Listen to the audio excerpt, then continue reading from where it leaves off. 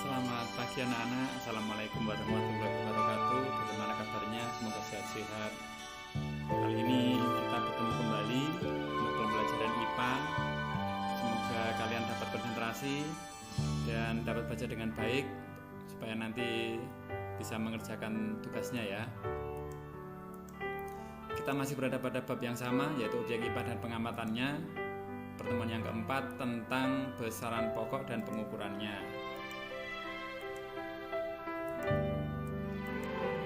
Bayangkan betapa repotnya jika satuan dari setiap besaran harus didefinisikan. Bagaimana jalan keluarnya? Pembelajaran kali ini tujuannya adalah menjelaskan pengertian besaran pokok dan menyebutkan macam-macam besaran pokok serta satuannya. Tambahannya saya nanti akan menjelaskan bagaimana mengukur besaran pokok, karena ini penting sekali, merupakan keterampilan proses untuk mengambil data ya, menggunakan alat-alat ukur. Yang pertama, menjelaskan pengertian besaran pokok. Seperti di buku, besaran pokok adalah besaran yang satuannya telah ditetapkan terlebih dahulu dan tidak bergantung pada satuan-satuan besaran lain. Tiga satuan standar besaran pokok tidak saya jelaskan, tentang meter standar, kilogram standar, dan spon standar. Kalian bisa baca di buku supaya lebih jelas. Saya hanya menjelaskan tentang jenis-jenis besaran pokok saja. Nah, berikutnya adalah macam-macam besaran pokok dan satuannya. Di sini tabel ini ada nomornya, ada 7, berarti ada 7 besaran pokok. Selain ini berarti bukan besaran pokok. Selain ini adalah besaran turunan. Nah, perhatikan ini garis ini. Nah, mari kita hafalkan.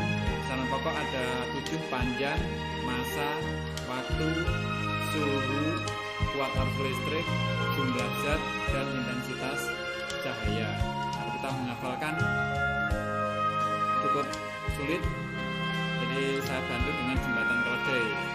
Nah, ini jembatan keledainya adalah pakai mata waktu sudah kurang jumlah cahayanya. Pakai mata waktu sudah kurang jumlah cahayanya. Panjang, massa, waktu, suhu, kuat arus listrik, jumlah zat, dan intensitas cahaya. Nah, simbolnya panjang itu adalah huruf L kecil, berasal dari bahasa Inggris long ya. Massa itu M, waktu itu T kecil, bahasa Inggrisnya time. Suhu itu pakai T besar, temperature, temperatur ya. Kuat arus listrik itu I, jumlah zat N, intensitas cahaya I huruf besar. Satuan internasionalnya panjang meter, massa kilogram, waktu sekon atau detik, suhu Kelvin, kuat arus listrik ampere, jumlah zat mol, intensitas cahaya kandela. Simbol satuannya meter adalah M, ini kilogram kg, sekon atau waktu itu S, Kelvin itu K, ampere itu A, mol itu mol, kandela itu CD. Alat ukurnya untuk panjang adalah mistar, jangka sorong, mikrometer sekrup, massa, neraca lengan, dan neraca Ohaus atau timbangan. Waktu, alat ukurnya adalah stopwatch. Suhu, alat ukurnya adalah temperatur. Maaf, termometer ya. Temperatur itu kan bahasa Inggrisnya dari suhu. Kuat arus listrik itu alat ukurnya adalah ampermeter. Kalau jumlah zat tidak ada alat ukur. Intensitas cahaya salah satu alat ukurnya adalah luxmeter. Ini adalah sumber yang bisa kamu pelajari. Kemudian, nah ini ada garis lagi yang penting. Ini garis ini untuk apa? Garis ini adalah untuk menempatkan awalan satuan yang kemarin sudah kamu hafalkan. Awalannya apa? Awalannya adalah tera, giga, mega, kilo, hekto, deka, desi, senti, mili, mikro, dan nano. Tak gawe mundur karo heru dadi cilik mentik ujune. Artinya ini triliun atau 10,12. Ini miliar, ini juta, ini ribu, ini ratus, ini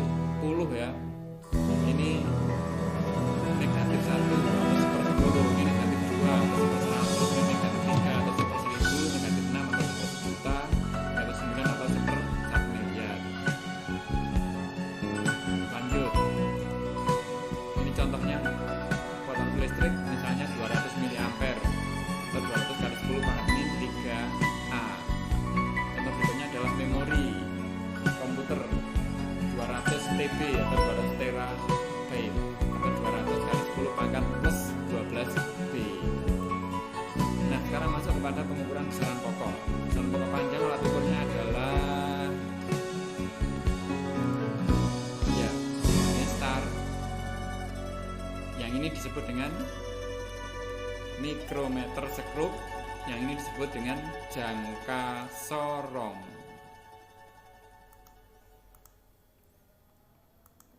Bagaimana kalau kita mengukur, cara melihat skalanya? Nah, orang biasanya melihat skala itu ada 3 posisi. Posisi tepat, di dekat atau di atasnya atau di sampingnya tepat, posisi mata sejajar atau lurus, atau bisa di sampingnya sebelah kanan atau samping sebelah kiri, atau di atasnya atau di bawahnya. Yang betul yang mana? Nah, kalau yang seperti ini itu salah ya. Kesalahan ini disebut dengan kesalahan paralaks, kesalahan meletakkan posisi mata. Yang ini bagaimana? Ya betul. Yang ini bagaimana? Ya ini juga salah. Nah, ini contohnya bagaimana mengukur panjang pita. Ini cara pengukuran yang baik dan benar seperti ini. Jadi dimulai dengan angka 0. Ujungnya di sini adalah nilai yang dihasilkan. Berapa panjang pita? Nah, ini panjang pita. Panjang pita adalah 2,5 atau tengah-tengahnya antara 2 dan 3. 2,5 satuannya sentimeter. Kalau jadikan mili sama dengan 25, karena ini 0, 1, 2, 3, 4, 5, 6, 7, 8, 9, 10, 15, 20, 25 mm. Kalau jadikan sentimeter ya 2,5 cm. Kalau jadikan meter jadi 0,025 meter. Kalau dijadikan bentuk baku menjadi 2,5 kali 10 pangkat negatif 2. Nah, ini senti, ini adalah negatif 2 ya. Jadi sama dengan 2,5 titik 10 pangkat negatif 2 meter. Kali itu biasanya dituliskan sebagai titik. Jadi bentuk bakunya adalah 2,5 kali 10 pangkat min 2 meter. Contoh berikut. Nah, bagaimana mengukur panjang pita ini? Kalau seperti ini pengukurannya kurang baik, tetapi cara ini juga bisa dilakukan. Cuma kita harus lebih teliti menjawabnya. Berapa? Ya, hasilnya adalah ini. Hasilnya adalah 40 mili. Ini dapat dari mana angkanya? Saya menggunakan mili saja supaya gampang ya, 40. Nah, dikurangi 11 mili sama dengan 29 mm. Kalau dijadikan bentuk baku ya sama dengan ini, hasilnya nanti akan menjadi 2,9 kali 10 pangkat negatif 2 meter. Kita lanjut ya. Bagaimana mengukur dengan jangka sorong? Jangka sorong ini bagian-bagiannya saya akan mencermati nanti. Gunanya adalah ini untuk mengukur diameter luar. Ini diameter bagian luar, ini sampai sini ya. Ini berikutnya adalah mengukur diameter dalam. Ini diameter bagian dalam. Berikutnya adalah mengukur kedalaman. Ya, bagian kedalaman ini kedalamannya. Ini atau ini ya. Nah, ini ada tangganya, nanti bisa dimasukkan.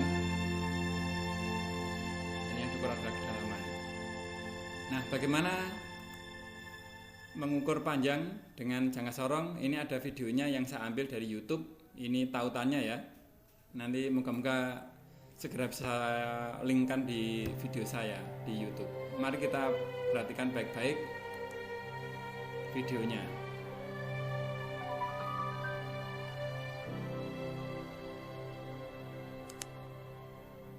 Cara menggunakan jangka sorong.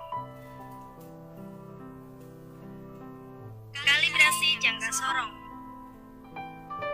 Sebelum menggunakan jangka sorong, pastikan jangka sorong dalam kondisi yang baik, yaitu tanda 0 pada skala vernier lurus dengan tanda 0 pada skala utama. Jika tidak lurus, bersihkan outside jaws dengan lap. Jika tetap belum 0, gunakan jangka sorong yang lain. Mengukur benda ukur bagian luar.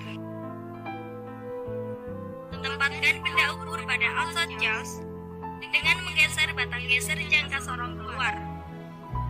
Selanjutnya, geser batang geser ke dalam sehingga menjepit benda ukur.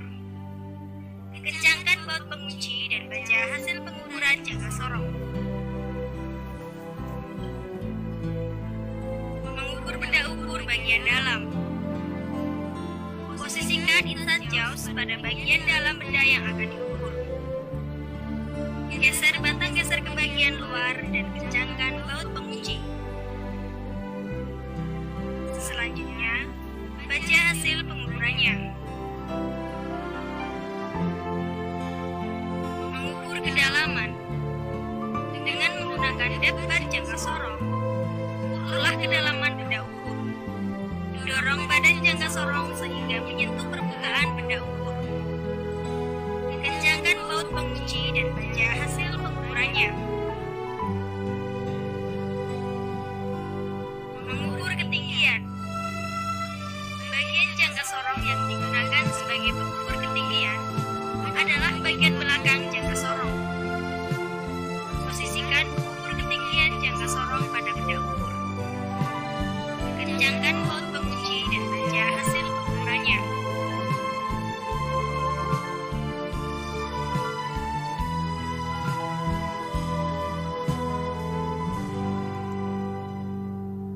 Nah, bagaimana membaca skala pada jangka sorong? Ya, ini bagian skala jangka sorong. Ini jangka sorong yang lebih kecil ya. Ada yang atas ini skala utama, yang bawah ini adalah skala nonius atau vernier. Nanti patokannya adalah ada dua, patokannya ini yang bagian ini dan yang lurus seperti ini. Itu sebagai patokan untuk menentukan skala, menentukan berapa nilainya. Contohnya ini. Nah, ini skala atasnya yang ini ya, yang 4, 5, 6, 7, 8. Skala noniusnya yang 0, 1, 2, 3, 4, 5 yang bawah ini. Terus patokannya yang mana? Patokannya untuk mengukur ada dua, yaitu ini. Nah, ini angka 0 di sebelah sini. Ini patokan pertama. Dan patokan kedua yang angka 5. Nah, patokan pertama yang ini 0 ini ada pada angka 4,1 lebih ya. Ini 4,1 lebih. Jadi di sini 4,1 cm. Ditambah berapa? Ditambah yang lurus ini. Yang lurusnya adalah angka 5. 5 itu artinya adalah 5 kali 0,01 cm. Hasilnya adalah 4,1 cm ditambah 0,05 cm sama dengan 4,15 cm. Loh Pak, 0,01 itu dari mana? 0,01 itu adalah ketelitian jangka sorong. Jadi ketelitiannya 0,01, jadi dikalikan 5. Kalau nanti yang lurus misalnya angka 6 ya 6 dikalikan 0,01. Itu cara pertama ya. Nah, ini slide berikutnya itu ada dua cara, perhatikan baik-baik. Nah, ini cara yang pertama, cara yang kedua. Nah, ini ya. Ini kalau pakai mm, jadi ini kan 40. Ini 41, angka 0 itu lebih dari 41, tapi kurang dari 42. Maka kita menggunakan yang pertama adalah 41 mm ditambah dengan 0,5. 0,5 itu dari mana?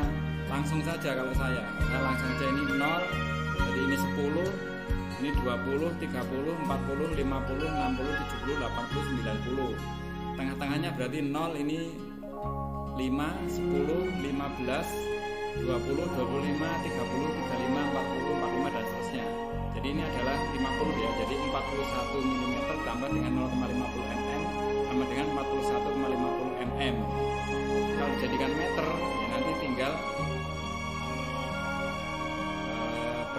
bagi 1000 ya, bagi 1000 nanti ketemunya adalah 0,0415 meter atau 4,150 kali 10 pangkat min 2. Maaf, ini terpotong kayaknya ya. Ini ya, nanti video berikutnya akan saya buat lebih baik, ini baru awal ya.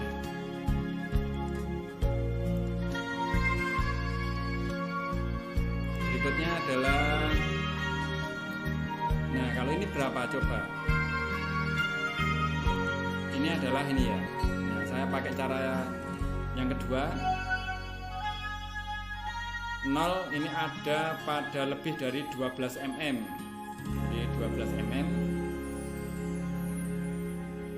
ditambah dengan 0,25. Jadi 12,25 mm atau sama dengan 1,225 cm atau 1,225 kali 10 pangkat min 2 meter.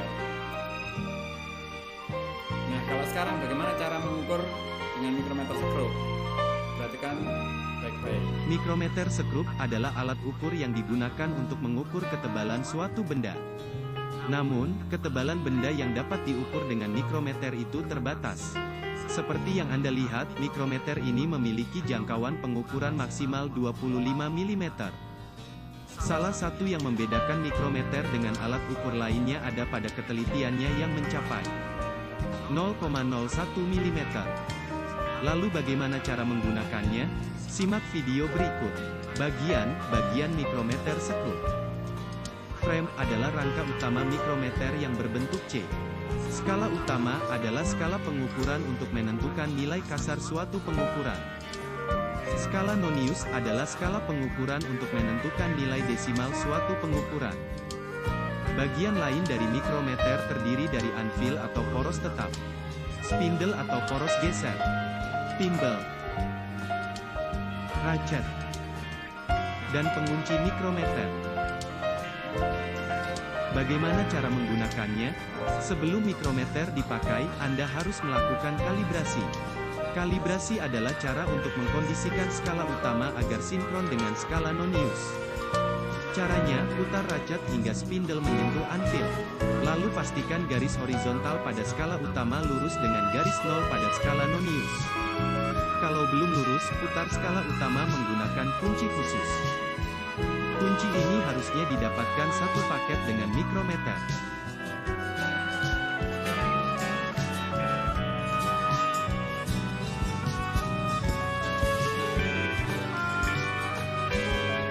Apabila garisnya sudah lurus, Anda bisa gunakan mikrometer untuk mengukur.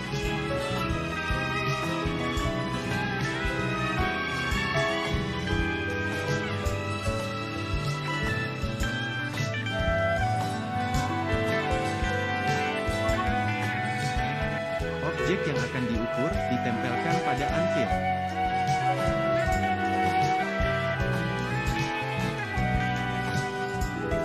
Lalu putar ratchet hingga spindle bergeser menjepit objek yang akan diukur. Saat spindle sudah menyentuh objek yang akan diukur, maka ratchet akan berbunyi saat diputar. Setelah itu, putar kunci mikrometer untuk menjaga spindle tidak berubah posisi. Langkah berikutnya baca hasil pengukuran. Untuk membaca hasil pengukuran mikrometer, pertama cari dulu nilai kasar pengukuran. Nilai kasar ini bisa Anda dapatkan dengan melihat garis terakhir skala utama yang dilewati thimble. Pada skala utama, ada dua buah garis yakni garis atas dan garis bawah. Setiap garis memiliki nilai 1 mm baik yang atas atau bawah. Namun kalau Anda perhatikan, posisi garis bawah itu ada di tengah dua garis atas. Itu karena garis yang ada di bawah menunjukkan nilai pertengahan dari garis yang ada di atasnya. Jadi kalau seperti ini maka hasilnya 11,5 mm. Karena thimble sudah melewati garis bawah setelah garis 11. Selanjutnya mencari nilai desimal. Untuk mencarinya Anda perlu tahu tentang skala nonius. Skala nonius memiliki 50 garis di mana setiap garis memiliki nilai 0,01 mm. Jadi untuk mencari nilainya, Anda cukup melihat garis mana yang paling lurus dengan garis horizontal pada skala utama. Pada pengukuran ini, garis yang paling lurus adalah garis 46 artinya nilai desimalnya 0,46 mm. Lalu tambahkan nilai kasar dan nilai desimalnya, maka Anda akan mendapatkan hasil 11,96 mm.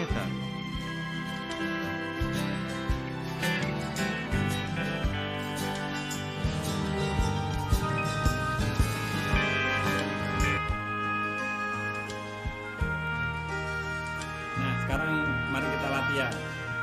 Berapa yang ditunjukkan oleh skala alat ukur mikrometer ini? Jawabannya adalah 4,5 mm ditambah dengan 0,46 mm sama dengan 4,96 mm